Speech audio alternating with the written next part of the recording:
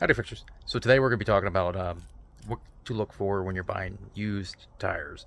So, you know, when you're cruising Facebook, you're looking for tires for your car, you don't want to have to spend, you know, $600-700 for your tires.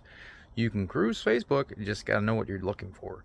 You want to make sure it's the right size. So let's get to it. All right. So I'm buying these tires for my Mazda pickup. And so first things first is that I usually just go, because you always want to look up your tire, what you have. This is a 31 10.5 R15, blah blah blah, 6-ply, blah blah blah, all that stuff. So that's just basically telling you the diameter of the tire and what the rim is, so you know what you want to go with. So if you have that information, then you can look on Facebook and try to find yourself a tire.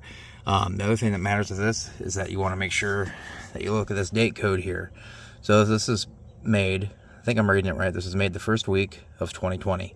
So this is made January of 2020. Right now it is April of 22. So these tires are 2 years old. So they haven't been dry rotted out yet. So the other thing you want to look for is you want to make sure that the tread looks good. So you still have like 50% tread. Still have little knobbies on the side. You want to make sure there's no, you know, noticeable bubbles or anything like that.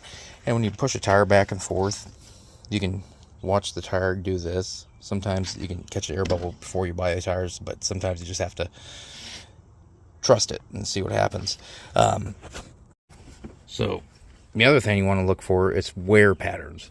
So these tires look great. They're all even wear. There's a little bit of scalloping. Scalloping is when the tire tread changes, like here. But you can really see it on this tire here. So this is scalloping. It's probably not going to affect me that much as long as I put these on the rear tires.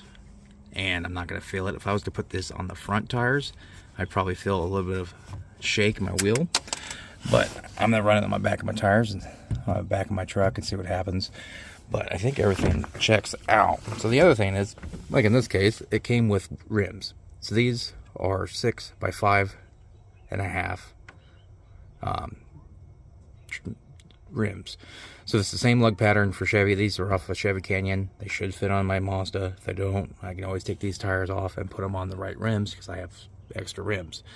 But that's kind of what you're looking for. You just want to also look for if there's any plugs. You'll see like rubber plugs. Rubber plugs you don't really want to mess with, because if you take them to like a tire shop, they won't put your tires into place. They won't mount them or dismount them.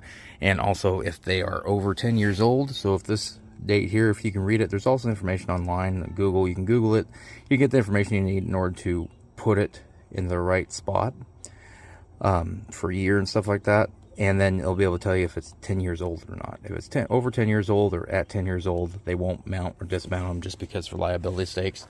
But if I want to take these off, put them on different rims, I don't think I'd have a problem with them.